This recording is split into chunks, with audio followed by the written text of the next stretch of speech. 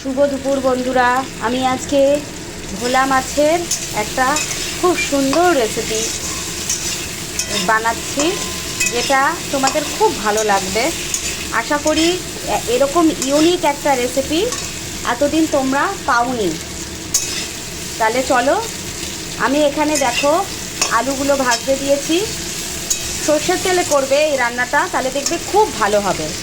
এখানে আমি আলুগুলো ভাজছি আর ভোলা মাছ দিয়ে করছি। ভোলা মাছের একটা রেসিপি দেখো। ভোলা মাছ ভেজে রেখেছি, আমার কাছে এতগুলো ভোলা মাছ আছে।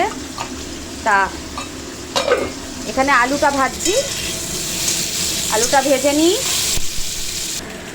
দেখো বন্ধুরা, এখানে আমি একটা মশলা করে রেখেছি।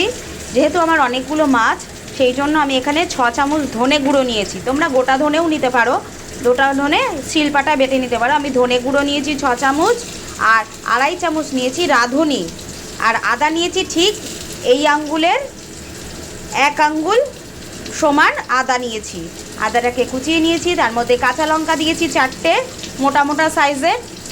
এই লঙ্কাগুলো খুব ঝাল হয়। এগুলোই মোটা মোটা সাইজের 4টে ব্লেন্ড করে নিয়েছি আমি। আবার ওটাকে ফোড়নের সময়ও দেব। তাহলে এইটা পেস্ট করে নিয়েছি আমি। এর মধ্যে নুন, হলুদ আর একটু চিনি দিয়ে তারপরে মশলাটা দেব। দেখো বন্ধুরা, আমি এখানে নুন দিচ্ছি এই মশলাটার মধ্যে। 1 চামচ নুন দিলাম, প্রয়োজনে দেবে আবার। লঙ্কার গুঁড়ো আর দেবো না, যেহেতু লঙ্কা দিয়েছি। লঙ্কাটা গোটা দেবো আমি। হলুদ দিলাম অল্প করে।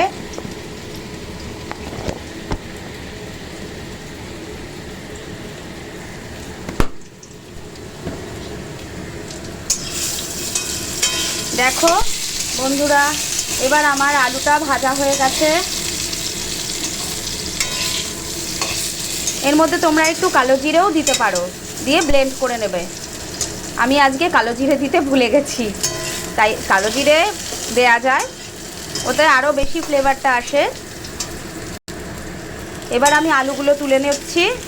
আলু ভাজা হয়ে গেছে, দেখো আলুগুলো তুলে নিচ্ছি। অল্প করে আমি কালো জিরে ফোড়ন দিলাম। দেখো অতি সামান্য কালো জিরে ফোড়ন দিয়েছি। এই দেখো, তার মধ্যে লঙ্কা দিলাম 2টো গোটা লঙ্কা। গোটা লঙ্কা দিয়ে এবার মশলাটা দিয়ে দেবো। গ্যাসটা কিন্তু কমিয়ে নিয়েছি, নাহলে মশলাটা জ্বলে যাবে।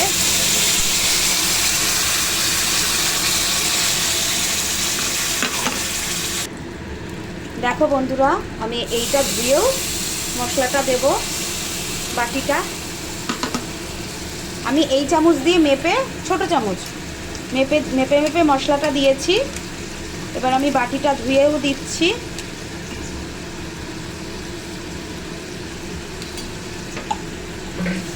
বাটিটা ধুয়েও দিলাম পুরো মশলাটা।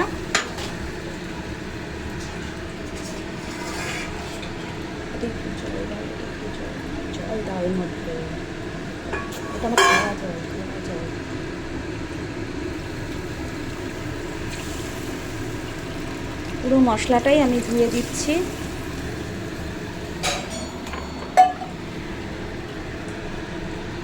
গ্যাসটা বাড়িয়ে ওটাকে কষাতে হবে। গ্যাসটা বাড়িয়ে দিয়েছি।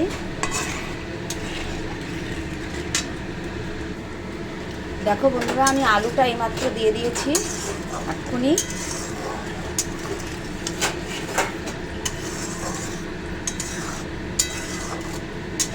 কষানো হচ্ছে, গ্যাসটা বাড়ানো আছে।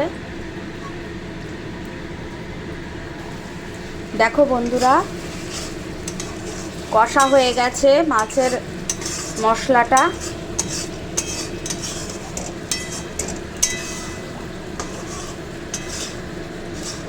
তেলটা প্রায় ছেড়েই গেছে, আর একটু কষা হবে। দেখেছো, কষা প্রায় হয়েই গেছে, আর একটু কষা হবে।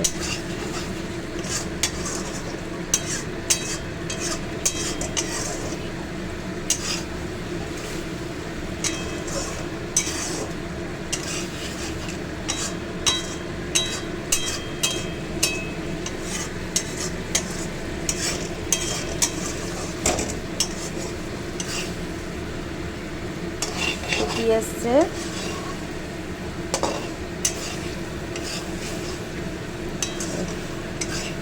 আর একটু শুকোক, গ্যাসটা কিন্তু বাড়ানোই আছে।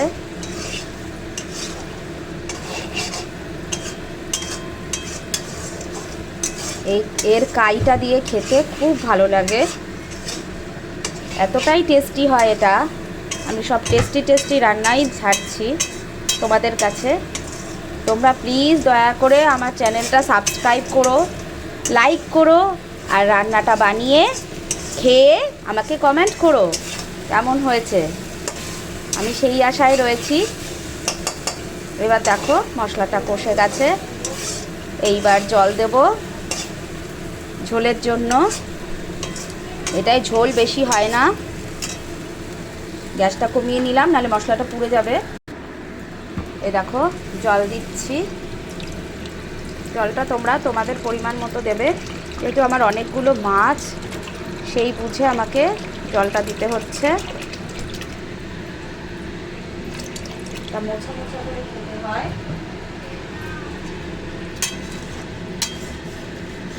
এটার যে ফ্লেভারটা বন্ধুরা, আহা, ফ্লেভারটা বেরোলেই, গন্ধটা বেরোলেই মনে হয় গরম ভাতের সাথে এটা খাই।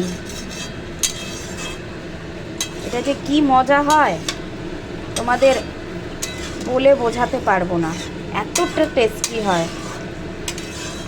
এই রেসিপিটা আমার বাবার খুব প্রিয় ছিল, আমার বাবা খুব পছন্দ করতেন।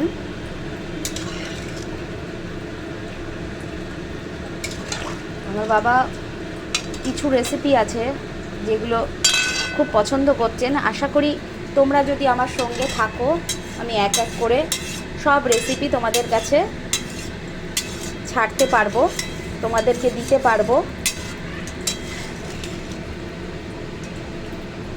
তোমরা প্লিজ আমার সঙ্গে থেকো,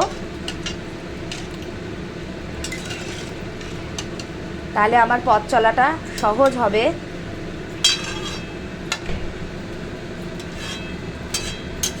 আরও টেস্টি রেসিপি তোমাদের কাছে আমি ছাড়তে পারবো।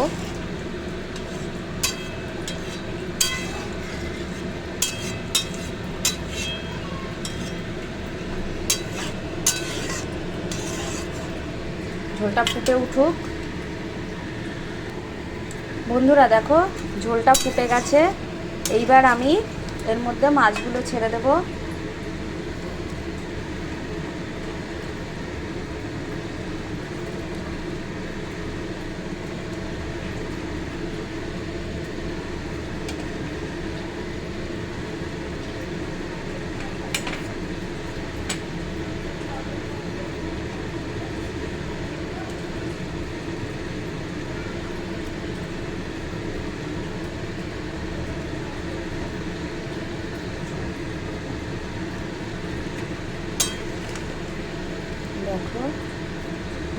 দেখো মাছগুলো ছেড়ে দিয়েছি, এবার একটু ফুটবে,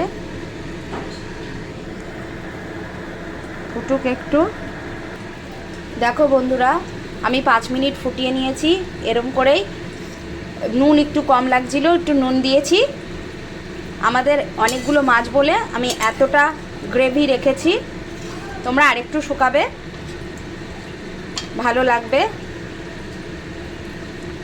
তোমাদের কেমন লাগলো রান্না করে খেয়ে আমাকে কমেন্ট করো, ভালো লাগলে লাইক করো, শেয়ার করো, আর আমার চ্যানেলটা সাবস্ক্রাইব করো।